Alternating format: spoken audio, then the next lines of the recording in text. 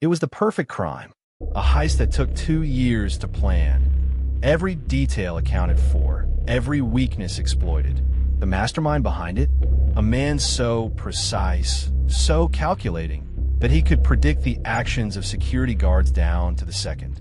And yet, just when it seemed like victory was within his grasp, everything changed in an instant.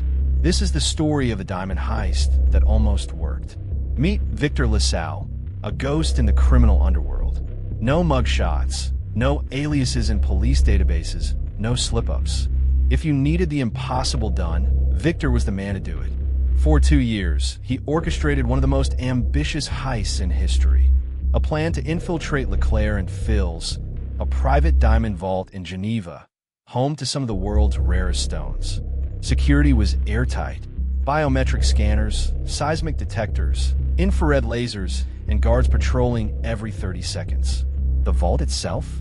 A fortress, protected by a multi-layered locking system that no single person could open alone. But Victor knew something the bank's owners didn't. No system, no matter how perfect, is without a flaw. Victor started by studying the human element. He knew security systems could be beaten, but people, they were predictable. The key vulnerability? Routine. Security personnel worked in 3 rotating shifts. The cleaners entered at 10:45 p.m. The night supervisor took his break at exactly 12:30 a.m. every night without fail. And the vault? It was only opened under 2 circumstances: during business hours by senior officials or during a security drill held once a year. Victor's plan was simple. They wouldn't break in. They would be let in. Victor assembled a crew of specialists, each one chosen for a reason. Ava Moreau, an expert in social engineering and psychological manipulation. Lucas, the Ghost Kane, an infiltration specialist who could bypass the toughest security systems. Omar Vasquez, a logistics genius with connections to secure, clean exit routes. And Victor himself, the architect of the plan. Their entry point? Through the very people guarding the diamonds. For months, Ava ingratiated herself with a key security officer, posing as a high-end escort. She learned his schedule, his weaknesses, his addictions. In the right moment, she introduced him to Lucas, who, posing as a hacker for hire, convinced him to help smuggle in an RFID keycard duplicator. One small mistake, one slip-up, and it would all fall apart. But there were no mistakes. Slowly, they planted distractions, false alarms, minor system glitches, and small security breaches. Things that seemed coincidental but had one goal: lowering the vault's defenses. The security team became accustomed to thinking their system was buggy rather than being compromised. Then, the real move came. February 3rd, the night of the annual security drill. At 1 a.m., the guards would temporarily disable several security features to simulate an emergency response. Victor's team knew this was the only time the vault would be vulnerable. Dressed as emergency technicians, Lucas and Victor entered with forged security badges, badges that had already been flagged as safe by the manipulated guard weeks earlier. The team inside had 10 minutes before the system rebooted. Lucas disabled the seismic sensors while Victor input the pre-obtained vault code. Meanwhile, Omar remotely controlled the building's internal CCTV feeds, ensuring no suspicious activity was recorded. Everything was running perfectly until it wasn't. Just as Victor reached for the first diamond case, his earpiece crackled. Ava's voice, urgent, panicked. "Get out. Now." Victor froze. Omar's feed had picked up something no one planned for. The Geneva police were outside, not responding to an alarm, not on a random patrol. They were waiting. For them. Someone had tipped them off. Lucas locked eyes with Victor. The crew had spent 2 years on this operation, every detail meticulously crafted. But now it was all crumbling around them. Victor's mind raced. The police hadn't entered yet, which meant they were likely trying to catch them red-handed. If they left now, they might still have an escape route. But if they hesitated for even a second longer, they were as good as caught. Victor turned to Lucas. Plan B. Plan B was always in place, but no one expected to use it. Lucas triggered the emergency fire suppression system, flooding the vault with thick, blinding gas. The police wouldn't enter a vault they couldn't see inside. Meanwhile, Victor and Lucas slipped through a hidden service tunnel, one they had discovered during their 2-year preparation. Omar was waiting in the getaway vehicle. Ava was already disappearing into the city, burning every alias she had used for the con. But just as Victor was about to climb into the car, his phone buzzed again. A blocked number. He hesitated, then answered. A single voice came through. "You really thought I'd let you win, Victor?" A cold, sinking realization hit him. The police weren't tipped off by a random snitch. They had been betrayed by someone on the inside. Victor glanced at Lucas. Lucas glanced back. Only 4 people knew every detail of the plan. One of them had just sold them out. The diamonds were still in the vault. The police were still outside. And now, they weren't just running for their freedom. They were running for their lives. Who betrayed the team? How did the police know exactly when to strike? And most importantly, would Victor LaSalle survive long enough to find out? A betrayal. A perfect heist turned into a desperate escape. Victor LaSalle and his team had planned for everything, except for someone on the inside selling them out. Now, with the Geneva police closing in, one question remains. Who turned against them? And was this part of a larger game they never saw coming? Victor crouched low, heart pounding. The icy air of the Geneva night burned his lungs as he stared at the phone in his hand. "You really thought I'd let you win, Victor?" The voice had been calm, almost amused. But that wasn't what made his blood run cold. It was familiar. Lucas grabbed his arm. "We need to move. Now." Omar was already behind the wheel, engine humming. The police hadn't breached the vault yet, but it wouldn't be long. Victor had seconds to decide. Stay and fight the unknown, or retreat and regroup.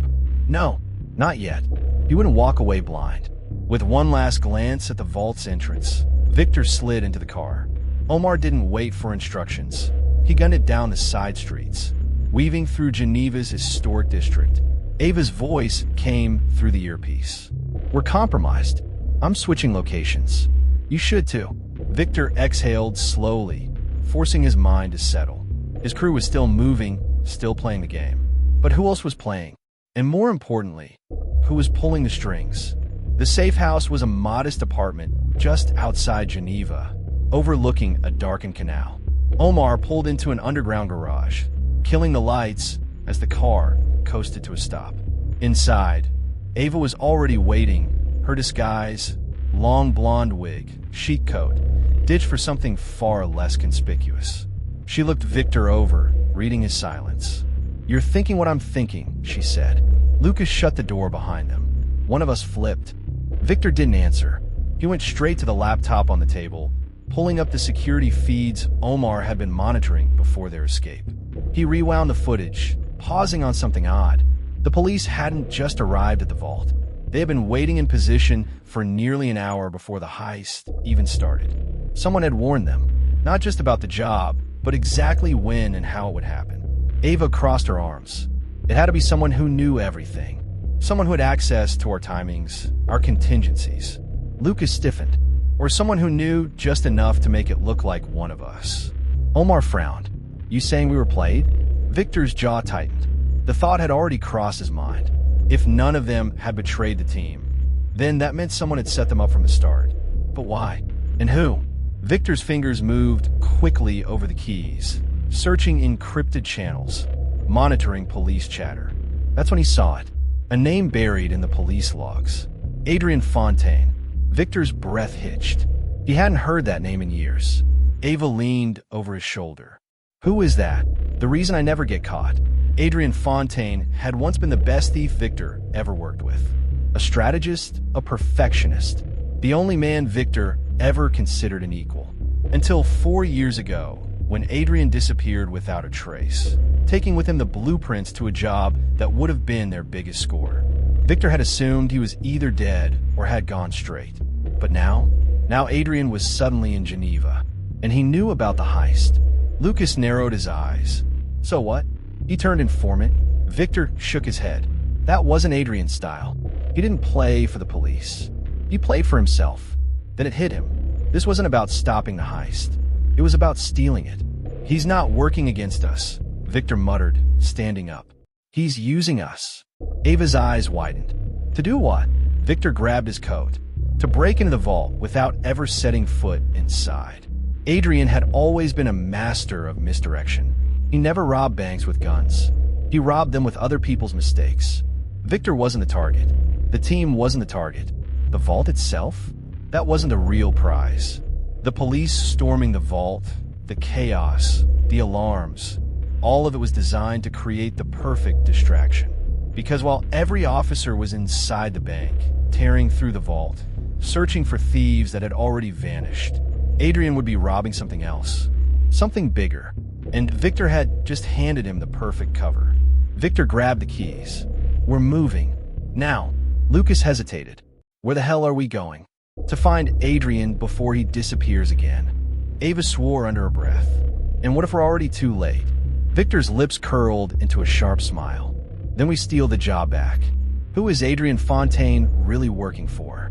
What was the true target of the heist? And is Victor walking into another trap? Victor LaSalle had spent 2 years planning the perfect heist. He accounted for every detail, every risk. But what he didn't see coming, that the real crime wasn't his own. Now, with time slipping away, the true mastermind has revealed himself. Adrian Fontaine, the ghost from Victor's past, has stolen the heist out from under him. But what was the real target? And can Victor outplay the man who once taught him everything? Victor gripped the wheel, his pulse thrumming with adrenaline. Omar sat beside him, eyes scanning the darkened streets of Geneva. Ava and Lucas were in the back, weapons checked, but hidden. Adrian doesn't make mistakes, Victor said, taking a sharp turn. So whatever he's stealing, it's already in motion. Ava leaned forward. So we're not stopping him, we're intercepting him. Victor nodded. Lucas frowned. And what exactly are we intercepting? Victor exhaled. Not diamonds. A tense silence filled the car. Then what the hell did we just cover for? Omar muttered. Victor had a hunch. But if he was right, this was bigger than a simple vault job. We're about to find out. They pulled into a dimly lit parking garage, one of their emergency hideouts. Ava was already at the laptop, fingers flying over keys as she accessed Geneva's security grid. Adrian never wanted the vault, Victor said, pacing. He wanted the police to lock down the district. Lucas' brow furrowed. Why? That makes it harder for him to escape. Victor shook his head. Not if the real prize is inside the lockdown. Ava's screen flickered. Then, there it was. A convoy of armored trucks, stationed just 5 blocks away. Omar's eyes widened. That's the Swiss Diamond Exchange, Victor finished. The real heist had nothing to do with the vault. The entire job had been a diversion, drawing every cop in Geneva to the bank, while Adrian took the real score. An entire shipment of untraceable, conflict-free diamonds worth over $500 million. Victor let out a low whistle. He had to admit it. It was a damn good play. But Adrian wasn't the only ghost in this game. We're stealing the job back. The convoy was moving. 3 armored trucks, escorted by 2 police cars, heading toward Geneva's secure transport depot. If Adrian planned this right, the cops are useless to him, Victor said, weaving through traffic. He needs to stop those trucks before they get inside. Ava had her laptop balanced on her knees. He has exactly 1 shot before they reach the depot. Lucas checked his gun. Then so do we. Omar's voice was low. And what if Adrian planned for this? Victor's jaw tightened. Then we remind him he's not the only one who plays the long game. They arrived just in time. The convoy had stopped at an intersection, lights flickering. A blackout. Victor knew that trick well. Adrian was already here. A split second later, shadows moved. A black van screeched to a halt, and figures emerged, tactical and precise. Adrian's crew. They worked fast, setting up a false police checkpoint, motioning the security officers out of the trucks. Victor smirked. Rookie mistake, Adrian. You should have known I'd be watching. Victor moved first. A flashbang erupted, throwing Adrian's team into chaos.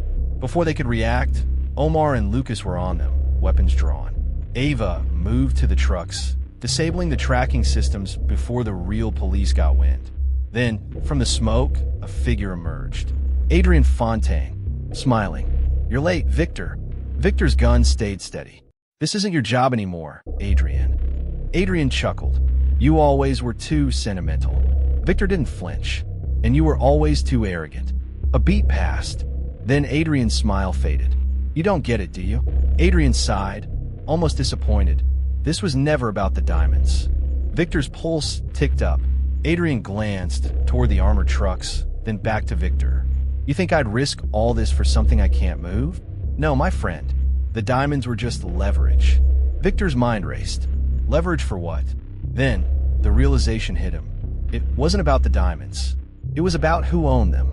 The Swiss Diamond Exchange isn't just a trade hub, Adrian said.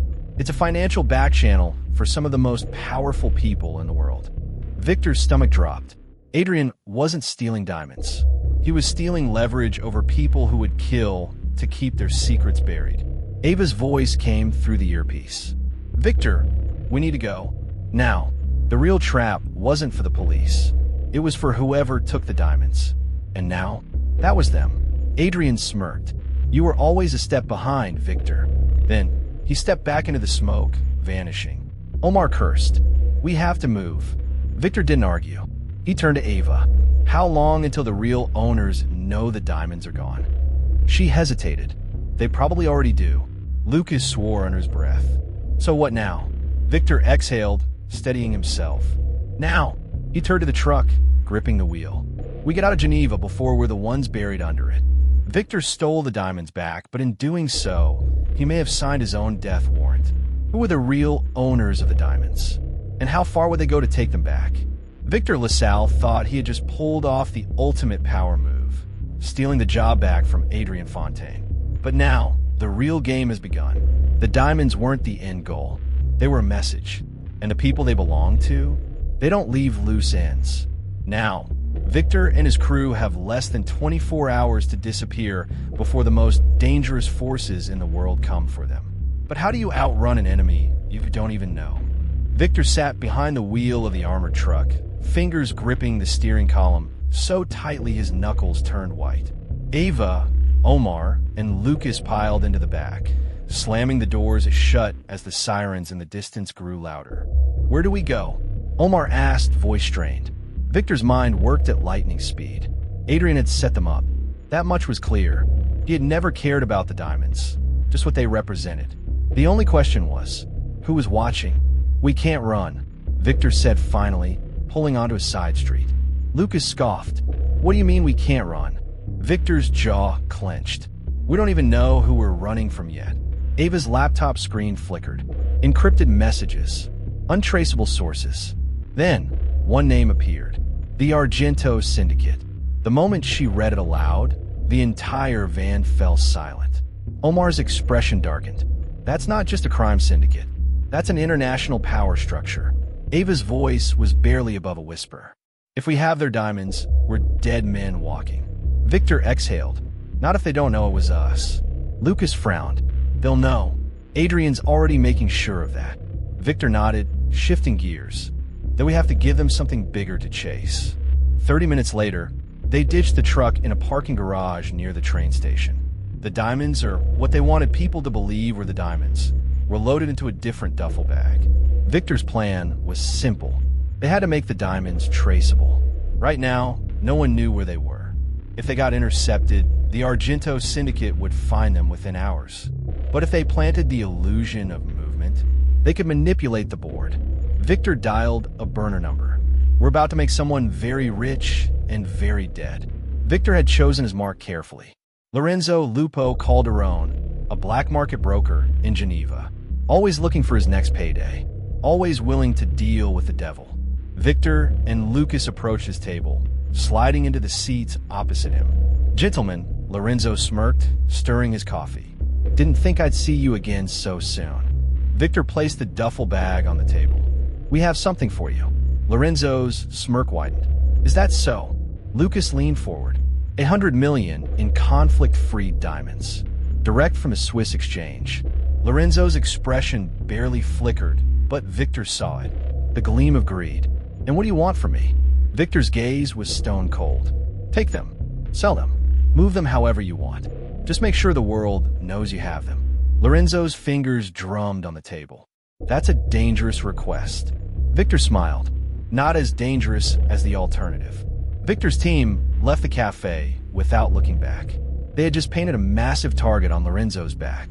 Within an hour, whispers would start circulating in Geneva's underworld. By morning, Lorenzo would be dead, and the Argento syndicate would be chasing ghosts, not them. But there was still one loose end: Adrian Fontaine, and Victor knew exactly where to find him. Adrian Fontaine's penthouse overlooked the lake, the city lights casting a golden glow across the glass walls. Victor walked in alone. No backup, no weapons, just him and Adrian. Adrian was waiting, a glass of bourbon in hand. "I knew you'd come." Victor didn't sit. "You set me up." Adrian smirked. "Of course I did. That's what I do." Victor's jaw tightened. "But you miscalculated." Adrian sipped his drink. "Did I?" Victor exhaled, shaking his head. "You wanted the Argento syndicate to come after me, to wipe me off the board. But I made a better move." Adrian's smile faltered slightly. "They think Lorenzo has the diamonds now." Adrian chuckled, setting his glass down. "I'll admit, that's clever." Victor stepped closer. "It's checkmate, Adrian. You lost." Adrian studied him for a long moment. Then he laughed. "Oh, Victor, you still don't see it, do you?" Victor frowned. Adrian leaned forward, voice barely above a whisper. "I never wanted you dead. I wanted you to own me." Victor's breath caught. Adrian reached into his pocket and slid a phone across the table. "Pick it up," he said. Victor hesitated, then answered. A familiar voice came through the line. "Hello, Victor." His blood ran cold. It wasn't just anyone. It was Giorgio Argento himself, the head of the Argento syndicate, and he knew exactly who had taken his diamonds. Adrian leaned back, grinning. "I told you. You were always a step behind." Victor thought he had escaped the trap, but the real game has just begun. Adrian doesn't just want revenge. He wants Victor under his thumb. And now, the most dangerous man in the world knows Victor's name. How do you outplay someone when the board is rigged against you? Victor LaSalle thought he had won. He thought he had flipped the board, outplayed Adrian Fontaine, and sent the Argento syndicate chasing a ghost. But now, the real game has begun. The man on the other end of the phone isn't just another player. He's the one who owns the board. And now, he knows Victor's name. But was this always part of the plan? Or has Victor finally made the one mistake he can't escape? "Victor," Giorgio Argento's voice was smooth, almost amused. "You've caused me quite a bit of trouble." Victor's grip on the phone tightened. He glanced at Adrian, who was lounging on his couch, watching him like a predator, waiting to see how its prey would react. Victor kept his voice even. "I don't know what you're talking about." Giorgio chuckled. "Lorenzo Calderone is dead. Someone put a bullet in his skull last night, right after he started bragging about diamonds. And yet, the real diamonds are still missing. Which means you, Victor, still have something I want." Victor's mind raced. This was bad. He had set up Lorenzo as a fall guy. But the Argentos weren't just hunting a thief. They were hunting the thief. And now, Giorgio had skipped every middleman and come straight to him. "So here's what happens next," Giorgio continued. "You bring me my diamonds, or I bring you something much worse." The line went dead. Victor exhaled slowly, turning to Adrian. "You planned this." Adrian smirked, swirling the bourbon in his glass. "I told you, Victor. I never wanted you dead. I wanted you in debt." Victor clenched his jaw. "You wanted to work for you." Adrian leaned forward. "Oh no, Victor. I want you to work for him." Hours later, Victor was on a plane to Italy, alone. No crew. No backup. Just him and the knowledge that if he walked into this meeting unprepared, he wasn't walking out. The moment he landed, 2 black SUVs were waiting. No words were spoken. He was ushered into the back of one and driven through the winding roads of the Amalfi Coast, past private villas and secluded estates. Finally, they arrived at a mansion perched on the cliffs. Inside, Giorgio Argento was waiting. "Victor," Giorgio greeted, pouring a glass of wine. "Sit." Victor sat. The room was quiet, the air heavy with expectation. "You have 2 choices," Giorgio said, setting the wine down. "1, you return what you stole, and we forget this ever happened. 2, you work for me." Victor met his gaze. "And if I choose neither?" Giorgio smiled. Then your story ends tonight. Victor exhaled, leaning back. Before I choose, let's get one thing straight. Giorgio raised an eyebrow. I didn't steal your diamonds. The room went silent. Giorgio studied him for a long moment, then smirked. Lying won't save you, Victor. Victor shook his head. I'm not lying. Adrian Fontaine is playing both of us. Giorgio's smirk faded slightly. Explain. Victor leaned forward. He made sure you'd come after me. He gave you my name. But ask yourself this. Where's Adrian now? Sitting comfortably, watching us tear each other apart while he walks away with everything. Giorgio tapped his fingers against the table. And what do you suggest? Victor smirked. Let's turn the game back on him. Adrian Fontaine was in Monte Carlo, seated at a private poker table, sipping another expensive drink. He had played Victor perfectly, but he didn't realize Victor was about to play him.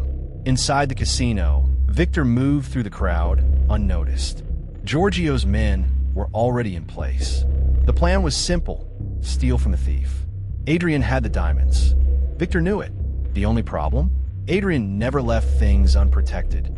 And just as Victor was about to make his move, his phone buzzed. A single text. Nice try, Victor, but I always see you coming. Adrian. Victor froze. Then he looked up and saw the security guards closing in. Victor thought he was pulling off the ultimate reversal.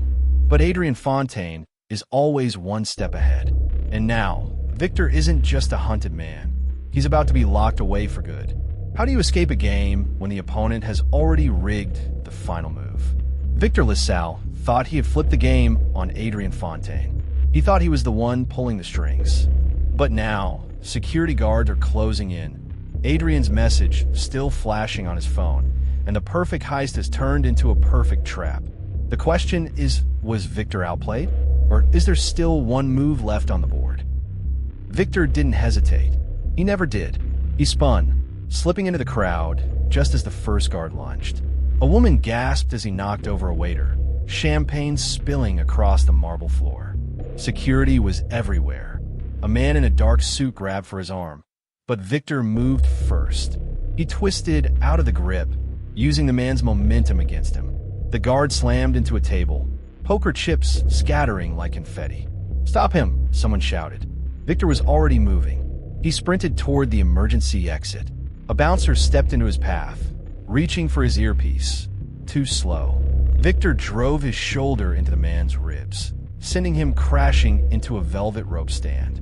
The exit was 10 feet away. 8, 5. Then, an arm wrapped around his throat. Going somewhere, Victor? Victor struggled, but the grip was ironclad. He twisted enough to catch a glimpse of his captor, Adrian Fontaine. Of course. You really thought you could outmaneuver me? Adrian murmured in his ear, his grip tightening. That hurts, Victor. I thought we understood each other. Victor gritted his teeth. I understand you just fine. Adrian chuckled. Then you understand why you're coming with me. Before Victor could respond, a sharp pain exploded at the base of his skull. Then, darkness. Victor woke up groggy, his head pounding. He was in a plush leather seat on a private jet. Across from him, Adrian sat comfortably, sipping a glass of red wine. Morning, sunshine, Adrian said. Victor's wrists were zip-tied. His feet, too.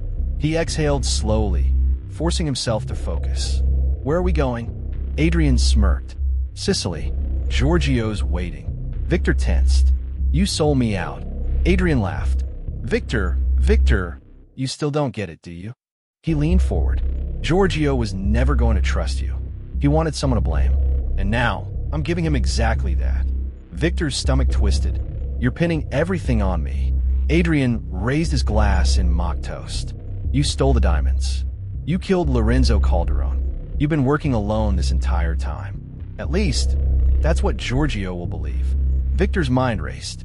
This wasn't just about getting rid of him. This was Adrian eliminating the only person who could challenge him. So, Victor said slowly, you win. Adrian sighed. No, Victor. I already won.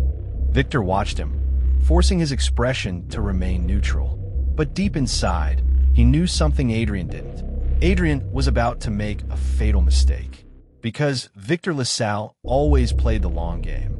The jet landed in Sicily an hour later. Two black SUVs were waiting.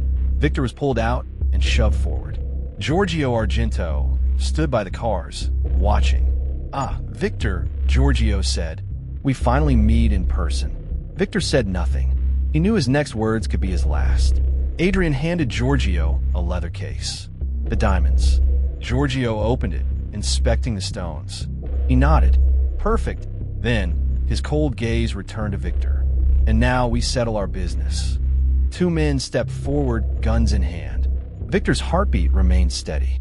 "Now, you might want to check those diamonds again," Victor said calmly. Giorgio's eyes narrowed. "Excuse me, they're fake." The silence was absolute. Then, Giorgio's face darkened. "What did you say?" Victor smiled slightly. "I replaced them before Adrian ever got to them. Those are perfect replicas. Worthless." Adrian's smirk flickered, just for a second. Giorgio turned sharply to Adrian. "Is this true?" Adrian hesitated. Too long. Giorgio's expression turned to stone. "Adrian." The two gunmen turned their weapons on Adrian. Victor exhaled slowly. Now the real game begins. Adrian kept his hands up, his mind racing. "You think I betray you?" he asked Giorgio. "Why would I hand you fake diamonds?" Victor let the silence stretch. Then, he delivered the final blow. "Because he was always planning to cut you out." Giorgio's jaw tightened. "Think about it," Victor continued. "He needed a fall guy. I was the first. But if I died, who was next?" Victor turned to Adrian. "It was always going to be you." Giorgio's face gave nothing away, but the shift was there. He glanced at his men. "Take them both." Adrian's eyes widened. "Wait." But it was too late. The guard seized Adrian first, dragging him backward. Victor didn't resist. He was pushed into the second SUV, the doors slamming shut. As the convoy pulled away, he allowed himself a slow breath. Yes, he was still a prisoner. Yes, Giorgio was still a threat. But Adrian Fontaine was finally losing. And that meant the game wasn't over yet. Victor has flipped the game again, but he's not free yet. He's still in Giorgio's hands.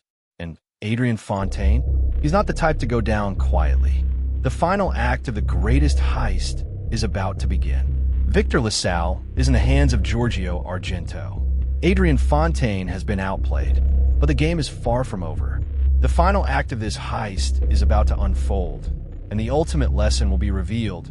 True power isn't about strength, it's about control. Control of systems, of people, and of the story itself. And Victor? He still holds the pen.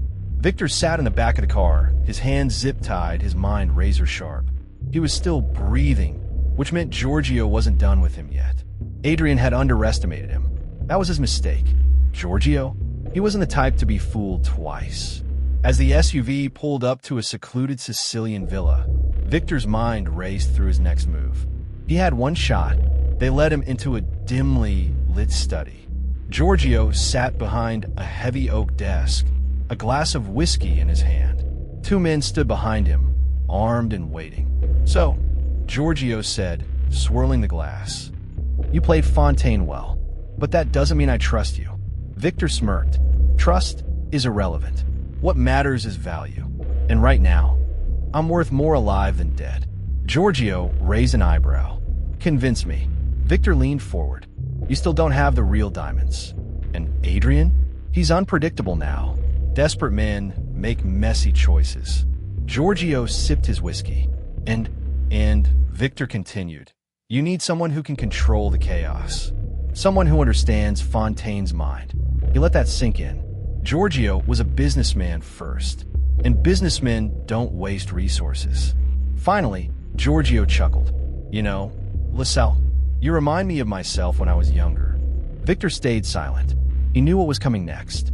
"Very well," Giorgio said, setting down his glass. "You're useful for now, but make no mistake, one wrong move and you're done." Victor had bought himself time, but time wasn't enough. He needed control. There are three things that determine the winner in any game. 1. Understanding the system. 2. Controlling the narrative. 3. Anticipating your opponent's next move before they make it. Lesson 1. Understanding the system. Most people move through life without truly understanding the game they're playing. The best con artists, the best negotiators, the best criminals, they study the system until they see what others don't. Victor knew the hierarchy of power. Giorgio didn't care about loyalty, only leverage. Fontaine was a liability now, and Victor, he had positioned himself as an asset. Lesson 2. Controlling the narrative. In every high-stakes game, perception is reality. Victor made Giorgio see what he wanted him to see. A man too valuable to kill, too smart to betray. In business, negotiations, or even daily interactions, the person who controls the narrative wins. Lesson 3. Anticipating the opponent. Adrian Fontaine wasn't done yet. Victor knew that, and he was counting on it. Giorgio's phone buzzed. He answered it.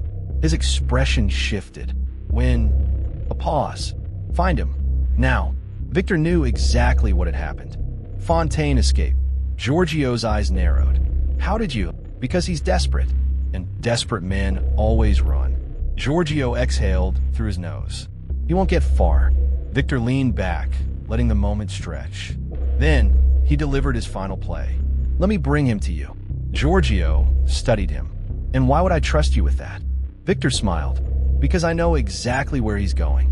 And unlike your men, I can get close without raising suspicion. Giorgio tapped his fingers against his glass. He was considering it. Finally, he nodded. Fine, but if you cross me. Victor stood. I don't make mistakes. Victor stepped onto the streets of Palermo, his destination clear. Adrian had one option left, and Victor knew exactly where to find him. This wasn't just about survival anymore. This was about control. Every great strategist, whether in crime, business, or war, knows that power doesn't come from brute force. It comes from positioning. Victor had played every angle. He had studied every piece on the board. And now, it was time for the final move. He approached a small cafe, stepping inside. At the back, sitting in the shadows, was Adrian Fontaine. Their eyes met. Adrian smirked. I was wondering when you'd show up. Victor sat down across from him. We have unfinished business. Victor has Fontaine right where he wants him. But what's the real endgame? The heist may be over, but the true mastermind is yet to be revealed. If you've enjoyed unraveling the genius behind the perfect crime, subscribe to the Mastermind Files True Crime YouTube channel. We dive deep into strategy, human psychology, and the untold stories of the world's greatest criminal minds. Don't miss the next gripping episode. Subscribe now, hit the notification bell, and share your thoughts in the comments. Who do you think truly won this game? Let's discuss. The Mastermind Files True Crime, unraveling the genius behind history's greatest crimes.